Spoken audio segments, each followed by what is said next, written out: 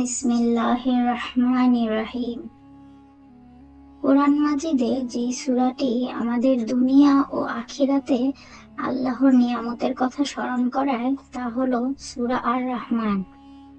সূরা আর রহমান কোরআনের প্রসিদ্ধ একটি সূরা। এই সূরায় ফাবিআইয়ি আলাই রাব্বিকুমা তুকাজ্জিবান আয়াতটির পুনরাবৃত্তি রয়েছে। এর অর্থ, তোমরা তোমাদের প্রতিপালকের কোনো অনুগ্রহ অস্বীকার করবে। এখানে তোমরা বলতে জিন ও মানব জাতিকে বোঝানো হয়েছে। সূরা আর রহমান খুব সহজে মুখস্থ করা যায়।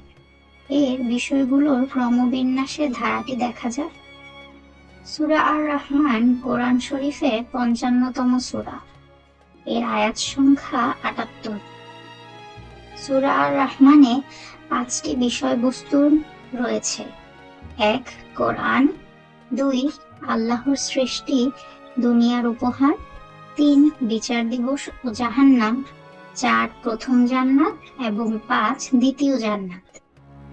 এই সূরার আরেকটি বৈশিষ্ট্য হলো এতে জিন ও মানবজাতি উভয়কে উদ্দেশ্য করে বক্তব্য উপস্থাপন করা হয়েছে।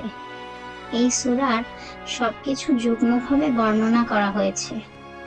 যেমন মানুষ এক প্রজাতির যুগল, জান্নাতের বর্ণনা যুগ্মভাবে উপস্থাপন করা হয়েছে। ঠিক তেমনি বাগানের কথাও ২ বার বলা হয়েছে। কিছু লোক আছে যারা আল্লাহর প্রতি কৃতজ্ঞ থাকার পরেও অস্বীকার করে, যারা তাদের চারপাশে তাকিয়ে দেখে না। তাদের অসংখ্য নেয়ামত দেওয়ার পরেও তারা কৃতজ্ঞ হওয়ার প্রয়োজন অনুভব করে না।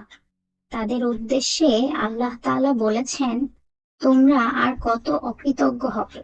আল্লাহ বলেন, তোমরা আর কোন কোন নিয়ামতকে অস্বীকার করবে? প্রথমটি হলো কোরআন। আল্লাহ কোরআনকে শিক্ষাদানের জন্য উপহার দিয়েছেন। আর রহমান, তিনি শিক্ষা দিয়েছেন কোরআন।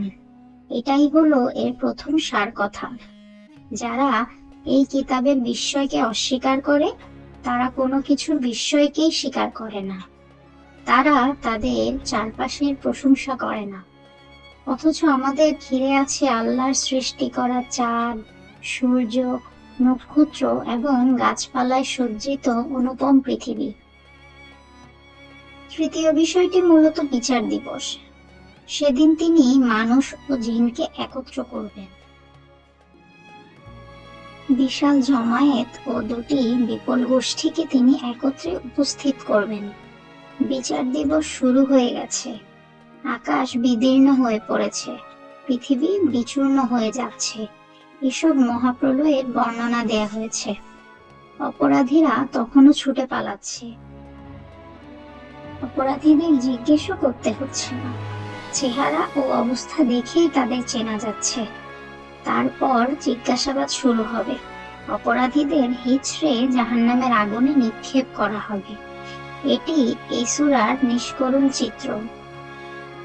অনেকের মনে প্রশ্ন জাগতে পারে যে সূরা আল্লাহর নাম আর রহমান দিয়ে শুরু করলেন, যিনি পরম ক্ষমাপরায়ণ, যত্নশীল ও দয়ালু, সে সূরার মাঝখানে তিনি জাহান্নামের এতটা ভয়ঙ্কর চিত্র তুলে ধরলেন কেন?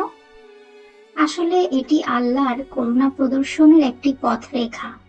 কারণ জাহান্নাম আছে, তাই আগে থেকেই জাহান্নাম সম্পর্কে জানা থাকা প্রয়োজন, যাতে আমরা এর থেকে আল্লাহ দয়া পেতে পারি। এই দয়াই তো আল্লাহর দেয়া উপহার। আগে জানা থাকলে নিজেকে আমরা এর থেকে রক্ষা করতে পারি। জাহান্নামের পরে জান্নাতের বর্ণনা শুরু। আর যে তার রবের সামনে দাঁড়াতেও ভয় করে, তার জন্য রয়েছে 2টি জান্নাত। প্রথমে আল্লাহ ভয় দেখিয়েছেন, তারপর বলেছেন সেই ভয় যদি আমাদের চিত্তকে সরল পথে চালিত করতে পারে, তাহলে আছে জান্নাত। এই সূরায় জান্নাতের বর্ণনা 2টি অংশে ভাগ করে দেয়া হয়েছে।